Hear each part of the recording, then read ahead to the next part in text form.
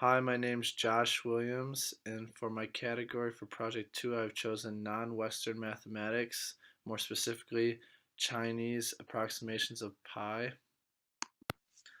What is pi? Pi is a very important part of a lot of mathematical formulas. Students first encounter pi when they're studying circles and realize that the area of a circle is equal to pi times the square of the length of the radius. This formula is sometimes described as area equals pi r squared. Before we get more in depth with pi, let's have a quick geometry review.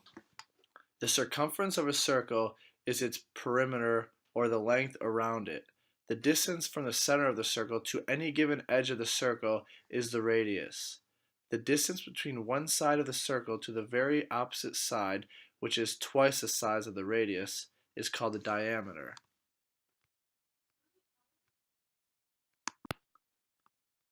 Pi more in depth. Mathematicians believe that there must have been some special relationship between the elements of a circle. They thought this because circles come in all sizes, but still are retaining the same overall shape. Over time, that special relationship turned out to be the concept we know as pi, more specifically involving pi. Pi is the ratio of a circle's circumference to the diameter of the circle. The size of the circle does not matter. Pi will always remain the same size. An example would be take any given circle and divide its circumference by its diameter. Regardless of the size of the circle, the number will always remain the same, which is pi, 3.14159. Pi has a value that cannot be expressed perfectly as a simple fraction, which makes it an irrational number. An irrational number is any real number that cannot be expressed as the exact ratio of two integers. Two given examples are square root and pi. Scientists usually approximate pi because of its infinitely continuous decimal places. Most oftentimes, pi is approximated as 3.14159, but in a more general sense, it is seen as just 3.14, which is why Pi Day is March 14th. Mathematicians have also proven there are no repeating materials in the irrational number of pi. That means that the numbers that are continuously going on are not found in any sort of patterned way. They are just random numbers continuing on infinitely. Here we'll take a look at what pi actually looks like. We have some examples to different numbers of digits past the decimal point with pi. Pi to the 10th digit is an example, pi to the 100th digit, as well as pi to the 1000th digit.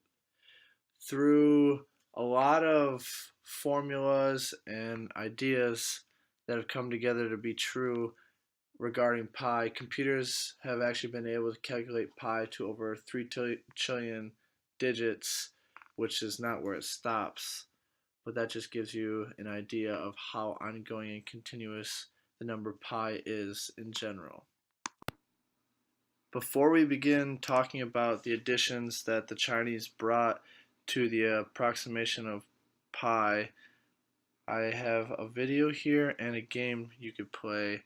The video will help you if you have any questions or are confused about anything I've gone over so far, and the game is just a fun pi game you can try, and it helps you memorize the decimal places after pi.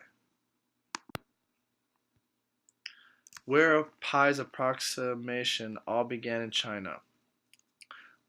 Liu Hu's pi algorithm. Before his work in China, the ratio of the circumference of a circle to its diameter was looked at as about 3. Liu came to the first ever calculated conclusion that pi, which is the ratio of the circumference of the circle to its diameter, was between 3.141024 and 3.142708. Along with this conclusion, he expressed pi as a 157 over 50, but at the same time, he proclaimed that this was still a rather small assumption. Liu was the first Chinese mathematician to prove an algorithm for calculation of pi to any given accuracy at all. Liu's own calculation provided accuracy of 5 digits, 3.1416. History of pi continued after Liu Hui. Zhu Chongzi worked off of Liu's approximation to determine that 3.1415926 was less than or equal to pi, which was less than or equal to 3.1415927, which is an approximation of 7 decimal places being completely accurate to 2 more decimal places than Liu's. This was found by the 5th century. The Zhu-Chongzi ratio is what the ratios equivalent to pi were known as.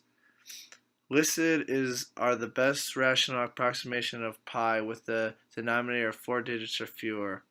As there are more digits involved, it becomes more accurate. Zhu wrote a book about all the mathematics behind his work and how he established this idea. Sadly, the book was lost. It is reported in the history of the Sui dynasty with very little specific detail. Here we got China during the 5th century. Split in half, China was entering a period best known as the Northern and Southern dynasties. This is where equal regimes ruled the northern and southern halves of the country, causing regions to completely separate, as well as studies would uncouple between the two. Although there were many mathematicians and scientists, not many had much of a breakout discovery. Liu Hui's pi algorithm was one of the first major mathematical discoveries found with pi and geometry. Following Liu Hui's work was Zhu Chongzi finding the most accurate placing of pi that wasn't surpassed for over 1,000 years to come. Math included in China's approximation of pi. It all began with the curiosity of a circle, the circumference, perimeter, radius, diameter, etc. As all of these questions were logically answered, the question that brought us pi was born. It was discovered that the ratio of a circle's circumference to the diameter of a circle gives you the exact same number regardless of the size of a circle. Liu Hui was a famous mathematician of the Wei Kingdom that did not agree with the approximations of pi previously established. He believed the number presented was much too large. He stated that the ratio of the circumference of an indescribed hexagon to the diameter of the circle was 3, proving that pi must be larger than 3. Step-by-step description and calculating pi to any needed accuracy. Louis found this based on bisecting polygons. He calculated pi to be between 3.141024 and 3.142708 with a 96-agon shape, which is expressing pi as a ratio of 157 over 50. That's way too long again. Am I talking slow? Or too slow like a retard? Yeah. Continuing on with math included in China's approximation of pi. Zhu computed and gave 2 rational approximations of pi, 22 over 7 and 355 over 113 were the 2 closest fractions to the exact number of pi with a small denominator. It was obvious the larger the denominator, the more accurate the ratio is to pi. Zhu studied this idea and found a long list of ratios representing pi from small to large denominators. The impacts of pi in mathematics today. Since pi directly relates to circles, it is found in many formulae in trigonometry and geometry. To be more specific, those regarding circles, ellipses, or even spheres. Pi appears in areas of mathematics and the science that have close to nothing to do with geometry of circles as well. An example or two would be number theory, and even statistics. Because of it being a constant or permanent number, it is one of the most popular and well-known mathematical concepts in the scientific community. A number of books have been devoted to the number pi. The celebration of Pi Day every year, which brings a lot of math back to pi every year on the celebration of that day.